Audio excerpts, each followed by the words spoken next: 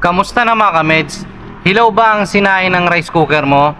Ito lang yung sira nun. So itong nasa video, yan yung magnetic temperature switch. Yan yung nasisira kapag yung sinaing mo hilaw, hindi pa luto.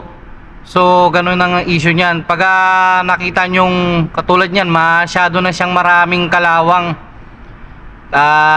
Kadalasan nito minsan nababasa ng tubig dun sa may ilalim ng kaldero, kaya kinakalawang yung magnetic temperature switch. Pwede pa namang i-repair yung mga ganyan na sira. Tatanggalin mo lang siya, tapos lilihain.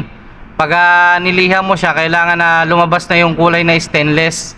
Tapos pag hindi naman, bumili ka na lang ng bago para mapalitan siya. Makakabili ka niyan sa mga repair shop. At meron din sa Shopee at Lazada, maraming mabibili rin doon, mura lang.